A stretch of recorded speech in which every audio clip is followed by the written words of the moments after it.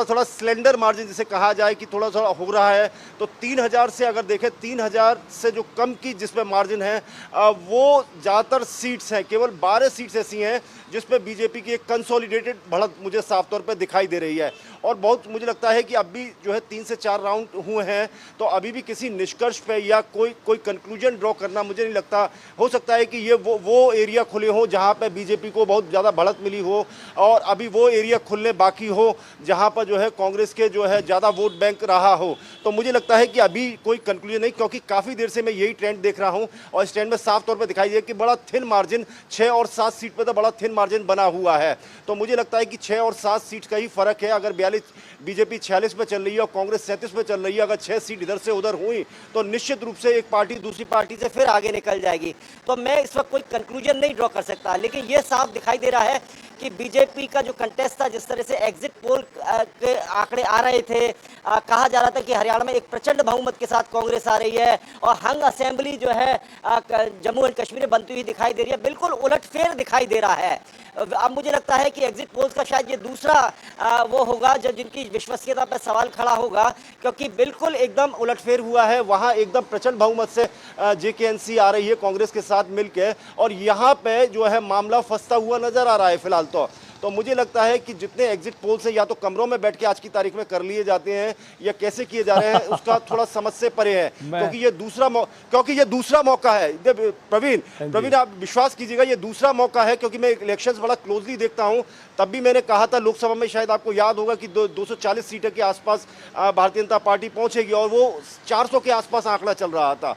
तो आप exit polls, जितने भी एग्जिट पोल्स हैं देख लीजिए, वो मुझे लगता है कि काफी दूर नजर आ रहा है। वो अलग बात है कि मैं अभी कुछ बोल रहा हूं और 15 राउंड तक पहुंचते स्थिति कुछ और हो जाए तो शायद एग्जिट पोल्स हो जाए, लेकिन स्थिति जो है फिलहाल कांग्रेस के लिए काफी नाजुक हरियाणा में दिखाई दे रही है मुझे। इसमें कोई दो राय नहीं है। और देवकी नंदन जी जैसा बता रहे थे बिल्कुल ठीक है। जम्मू कश्मीर में इस वक्त जो स्थितियां हैं उसमें नेशनल कॉन्फ्रेंस को मजबूत आप इसलिए मान सकते हैं, और इसलिए मान सकते हैं कि स्टेबल हो सकता है आंकड़ा, क्योंकि ज़्यादातर सीटों पर मार्जिन जो है वो ठीक ठाक बना लिया गया है। और अदर्स को लेकर, इंडिपेंडेंट को लेकर जो उम्मीदें थी, इंडिपेंडेंट वैसा कमाल करते नहीं दिखाई दे रहे हैं। यानी कि यहाँ पर एक जो स्ट्रैटेजी थी, हालांकि भारतीय जनता पार्टी जो है वो इस समय 34 सीटों पर है, और अगर हम गठबंधन के लिहाज से देखें तो कांग्रेस और नेशनल कॉन्फ्रेंस जो है वो बहुमत के आसपास पहुंचते दिखाई देते हैं रुझानों में। लेकिन वहीं ये एक बहुत कांटे का मुकाबला होगा। यहाँ भी कई राउंड बाकी हैं। कुछ सीटें हैं जहां पर मार्जिन बहुत कम है, कुछ सीटों पर तो 8-10 वोटों के फर्क से भी अभी आप मार्जिन देख रहे हैं। खासतौर पर अदर्स की वो सीटें ज़्यादातर देखने को मिलती है। जम्मू कश्मीर की तस्वीर है। फिर भी हरियाणा सबसे दिलचस्प चुनाव रहा, क्योंकि हरियाणा के चुनाव को लेकर कांग्रेस का एक बड़ा दावा रहा। कांग्रेस ने ये लगभग मानकर रखा था कि इस बार बड़े 70 सीटों तक का दावा किया गया था, और ऐसे में अगर रुझानों में भले ही 5 राउंड के बाद आप ये स्थिति देखते हैं, ये स्थिति दिखती है, तो ये कांग्रेस के लिए निराशाजनक तस्वीर जरूर प्रस्तुत कर रही होगी। राज बिहारी जी क्या? देखिए, हरियाणा में अभी जैसे हम देख पा रहे हैं कि 40 सीटों पे बीजेपी आगे चल रही है और 37 पे कांग्रेस आगे चल रही है जी। कुछ सीटें अब रह गई हैं, लेकिन बहुत सारी सीटें ऐसी हैं जहां पर बढ़त खूब अच्छी सी बन गई है। जैसे हम आदमपुर की बात करें तो 3-4 हज़ार की बढ़त है। इसमें सबसे बड़ी बात यह है कि जो 5 सीटों पे अदर्स दिखाई दे रहे हैं उसमें एक सीट कालका, अम्बाला कैंट और बहादुरगढ़, जहां पर इंडिपेंडेंट राजेश जून आगे चल रहे हैं।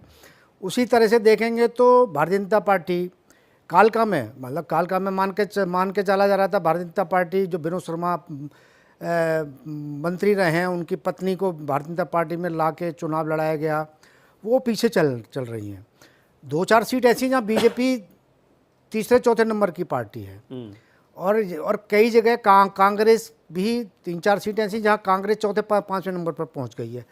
तो उन सीटों पे अभी फेरबदल की संभावना कम दिखाई देती है। ठीक है, अब ये जो अगले आधे घंटे रहेंगे 11 से 11:30 के, बड़े इंपॉर्टेंट रहने वाले हैं, क्योंकि यहाँ पर लीड, मार्जिन और जो चरण है, अभी हालांकि ये बात सही है कि 20 से 21 कई जगहों पर फेजेस होना है काउंटिंग के, और उसमें से 5-6 ही अभी हुए हैं। तो ऐसे में बहुत लंबा गैप बचता है और कई बार अचानक से एक ट्विस्ट आ जाता है। लेकिन जब मार्जिन जो है वो 4000-5000 वोटों का होता है तो इस गैप को भर पाना ज़रा मुश्किल होता है। एक ब्रेक के बाद इसको और डिटेल में एनालाइज करते हैं। फिलहाल स्थिति ये दिख रही है कि हरियाणा में कांग्रेस को रुझानों में बड़ा झटका लगता दिखाई दे रहा है।